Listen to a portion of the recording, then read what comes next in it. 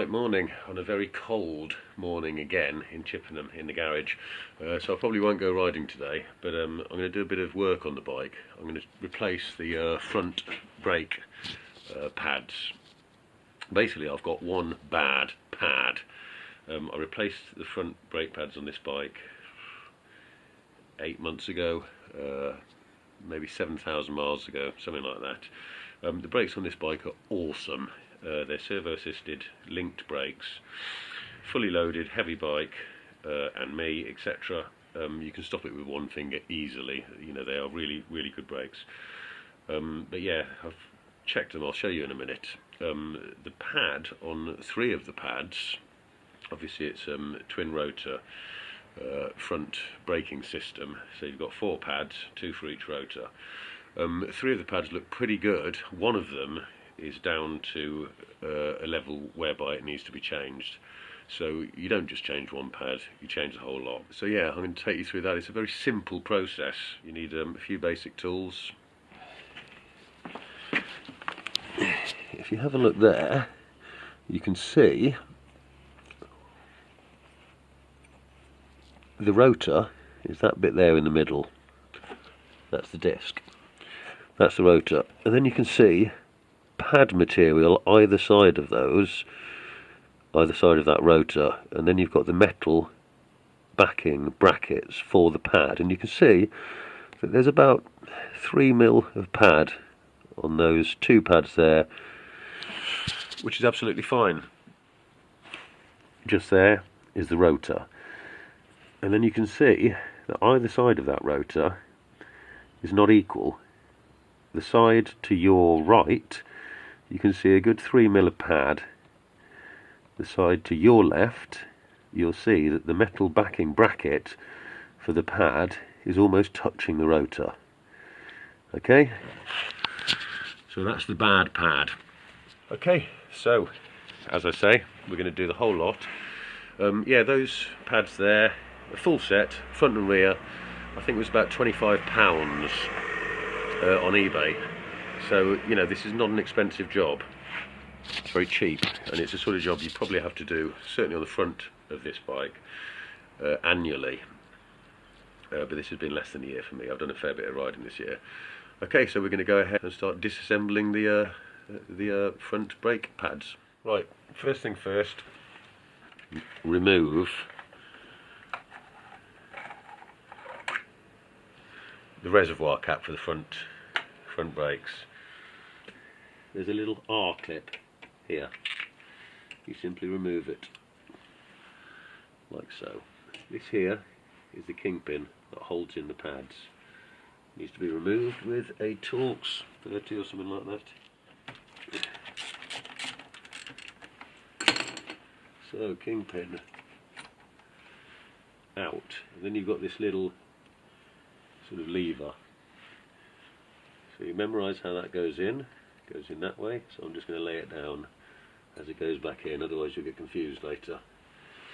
Right, now you simply, I say, remove the 2 pads.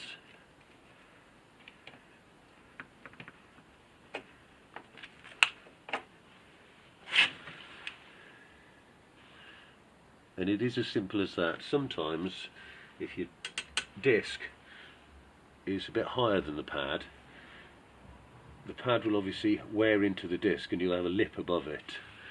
So you may have to push these back a little bit. Normally on a motorbike, the caliper pistons push back quite easily. In a car it's a bit more difficult sometimes, and you need G-clamps and stuff like that. But that, as you saw, was rather simple. Still loads of pad on that, but it's going to be replaced. I don't piss around with brake pads. They're cheap bits of kit, and it's not worth skimping with them. There you go. Second pad out. Okay, there you can see the pads are removed. You've got the rotor in the centre there, and you've got 2 pistons there and there. And then on the other side you won't be able to see, but it's mirrored. There's another 2 pistons. There's 2 pistons there, you can see them. 2 pistons there. So what we need to do, these pistons have obviously moved out as the brake pads have worn, so they need to be pushed back in. Right, I've got a torch in my mouth at the moment, so excuse the commentary. So just see that there?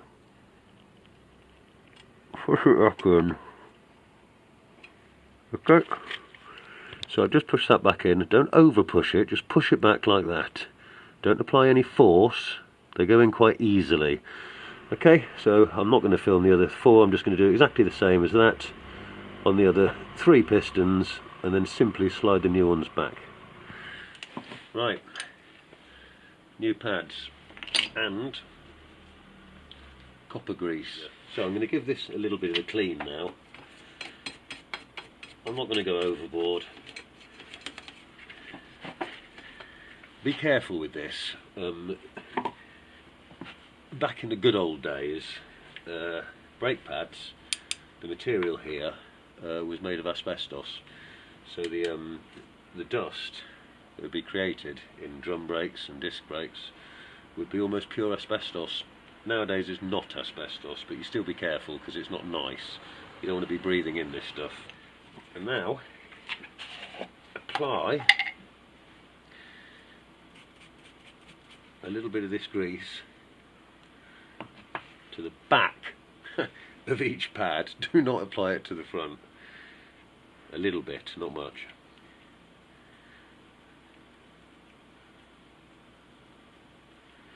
I use it whenever I take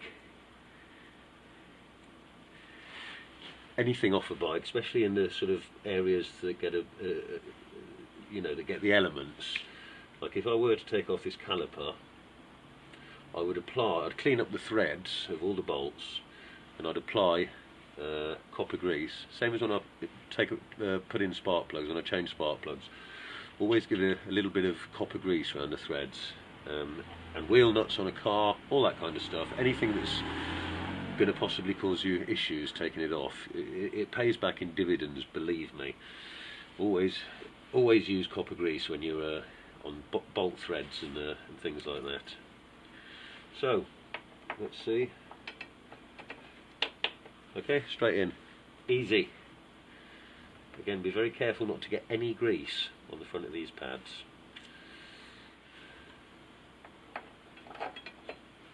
Okay, simple as that, eh? So we get our kingpin, which is here. I only replaced these less than a year ago, so it doesn't need. You'd normally clean it with a wire wool or something like that. So again, apply some of your good mate, the copper grease. There we go. Oh, what am I doing? Forgot the little shim thing there. That basically just gives them a little bit of pressure and stops them rattling. There we go. So, tighten that back in. And of course remember to put back in your little clip. Again, give that a bit of copper treatment. Being a BMW, this is probably stainless steel. If you've got a Kawasaki or a nasty bike like that, it'll be good old mild steel, so you'll have to replace this. Sorry to all those owners of Kawasaki's, but I do like having a dig at them. Okie dokie. Make sure it's in. There's a little groove in that kingpin. Make sure you get it in properly in the right place. So that's that side. I'm not going to show you the other side because it's a bit awkward getting round there, and it's exactly the same process. As you saw, that was simplicity itself. A few things to remember though now. These are all loose. We'll have to check the fluid level in a minute. A mistake that a lot of people make, and I've made many times, is I've serviced the front brakes like that, gone and had a brew and just forgot about it. next time you use the car, the brakes are going to be useless for the first couple of applications. Just compress the brake lever a couple of times just to get these pistons back on tightly onto the pads, and then I'm going to put something like a rag or something just on the handlebars of the bike, something that reminds me that next time I come to ride the bike that I've changed the pads, because otherwise my mind might be elsewhere, and I'll jump on the bike, shoot down there, and I won't be able to stop at the end of the garage, at the end of the drive there. You know, it's very dangerous.